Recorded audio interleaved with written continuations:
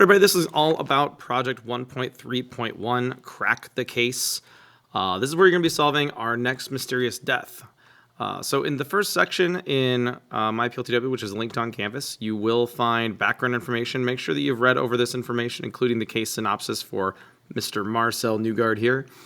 He is our second case that we are solving. So Marcel has recently died in a mysterious way, and you guys are going to be solving the case here in the next few days. So everything that you've learned from the Anna Garcia case, which has taken us, a couple months to get through and to eventually solve, right? And you guys have figured out what happened to her, and hopefully you've submitted your Anna Garcia case reports by now before you start working on this. You really should have that done. Now you're going to be working to solve the mystery of Marcel's death. And for this project, you're going to create an evidence board. So you're going to analyze all the evidence, you are going to complete an autopsy report for Marcel, and then you're going to put together an evidence board. We're going to take a look at some example evidence boards for this project so you can get a kind of a feel for what you're going to be creating. So the checklist for the evidence board is you're going to make sure that you include all of these things. It's very similar like your Anna Garcia case report, but instead of writing up a paper, you're going to be making this visual representation of all the evidence instead. So make sure that you look over this and understand what all you need to include. There's also more information on the Canvas assignment as well. So as you're going through this, the first major part you'll be looking through is here in the investigation. The investigation is where you're going to have a lot of your background information. So here in step number 1, there are links to the case brief, information about the scene, information to help you determine Marcel's time of death, information about different persons of interest in the case. So much like how we met Dr. Opal and Taylor Diaz and Eric and Dominique and Sam and all of them from the last case, there are also some persons of interest and people you want to get to know, and also some information about their polygraph data from the polygraph test they did, just like we did with Anna. And then you've also got links to digital evidence for Marcel.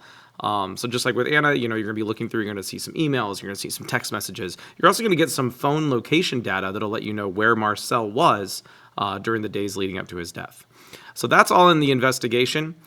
This can be done at home if you are behind. So if you still need to be working on your Anna Garcia project, go ahead, you can pause the video now, go finish your Anna Garcia case, come back here. But you can do this outside of class, you can do this in study hall as well. All this stuff here in step number 1. You're going to get together with a teammate or two. Teams can be of 2 or 3 people, or if you really want to do it by yourself, you can do it by yourself. No more than 3 people on a team working on this project, though. 3 is the maximum here.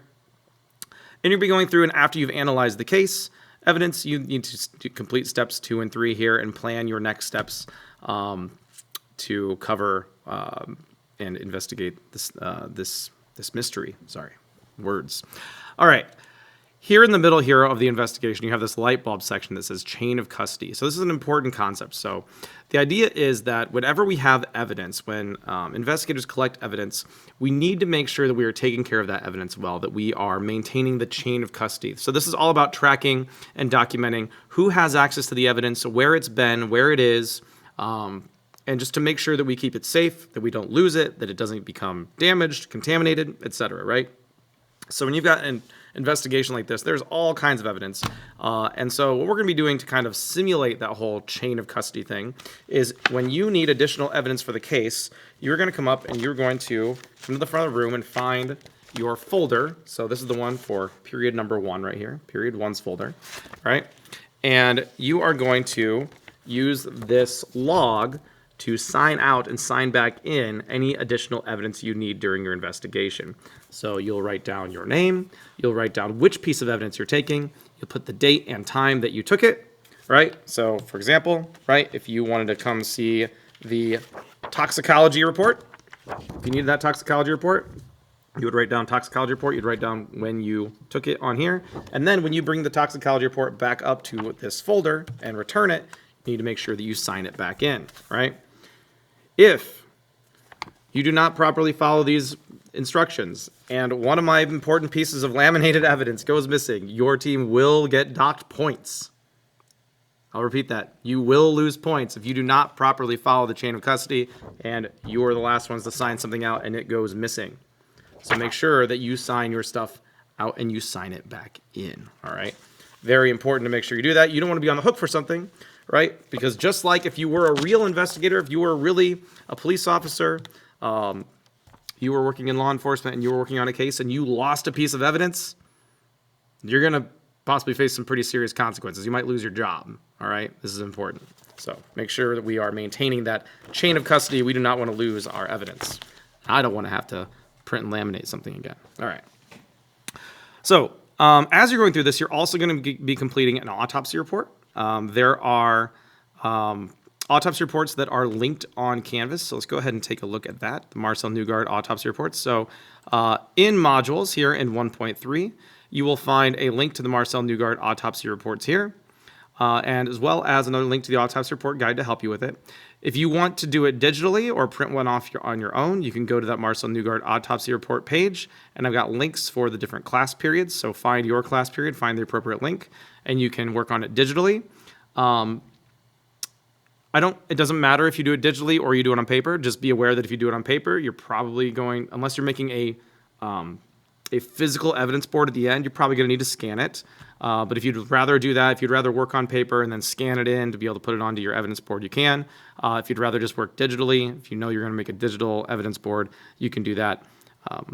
Either way is fine. I will have paper copies available as well up at the front desk. So if you need a paper copy, you can see me for that. But otherwise, they're available right here. And you'll be using the autopsy report guide to complete an autopsy report just like you did for Anna, just like you did for John Lewis. All right, at the end, after you've analyzed all of your evidence, right, everything that you need from this folder here, and you and your teammate have, or teammates have figured out a cause, mechanism, and manner of death and have recommendations for law enforcement, at that point, it is time to build out your evidence board. So right here, 131, Crack the Case, has instructions, and it also has the link to the rubric I'll be using to grade this assignment.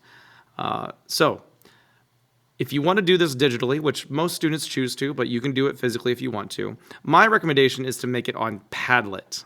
That's what I think is probably the best thing to use to make these evidence boards, and I'll show you some examples here in a moment. But if you want to use Canva or an infographic maker or make a Prezi or something like that instead, you can do so as well. Those are some other good options for creating a digital evidence board. So let's take a look at some examples from past years. The first three all got A pluses. The last one got an A. So I'm going to show you kind of like if you want an A on this project, the kind of like level of detail and work and effort that I'm looking for. So this evidence board got an A plus some years back. You can see here that there's information about the case background information. There's a summary of all the different pieces of evidence. We have lots of analysis for the different pieces of evidence, right? They've got images of fingerprints. They've got their analysis with them. Same thing with the hair. There's analysis, the blood evidence. Looking at the autopsy, we've got images of the brain and their analysis of that. We got images of the heart, their analysis of that, right? And then we, of course, have that cause, mechanism, and manner of death and recommendations for law enforcement, right? Very important last steps there. So that one got an A+. Here's another example. This one has even more. This is an even bigger one here. So we got even more information about our persons of interest. They even captured screenshots of like text messages and emails. They got screenshots from the scene. They've even got interesting polygraph results that they thought people might have been lying about that are screenshotted here. This is like a very excellent, very thorough example, right? And then they've kind of color-coded things too, where in blue they've got like their different sections of their final conclusions and that sort of thing, right? So that is another great example. You don't have to go to this kind of level of detail in order to get an A+. This also got an A+, so, but just give you an idea, right? So similar kind of thing, right? They've got these arrows that they've drawn using the Padlet. Padlet's great for this kind of thing. You can make connections between different items that you're putting on your Padlet board. And this is also kind of color-coded, right? They've got blue for Aiden Santori and purple for Naomi Lee, right? And they've got like links to their fingerprints and all this information, right? Autopsy sections are in one color, insect activity and time of death is in another color, right? The color coding, really cool here. Really like that. This last one didn't get an A+, but it did get an A, all right? So you can see that it's not quite the same level of like images provided, maybe not quite the same coverage of all the information, but they still did a really good job on it. It's still neat, it's still organized. They still came to like, the correct conclusions and did the right analysis. So if you're aiming for an A, this sort of work is fine. If you're aiming for an A+, you might need to go up a level, right? And make sure that you're being a little bit more thorough. So that's a little bit of a preview of kind of the kinds of things that have done well in the past on this project.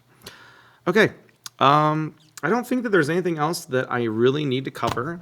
Important things are just make sure that we're following those instructions. Groups of no more than 3 people. I recommend doing things digitally, but if you want to do things physically, you can. And make sure that we are maintaining our chain of custody. Very important. We don't want to lose any evidence, destroy any evidence, contaminate any evidence, just like real investigators. Of course, any point you need some help, have some questions, just let me know, and I will come help you with that.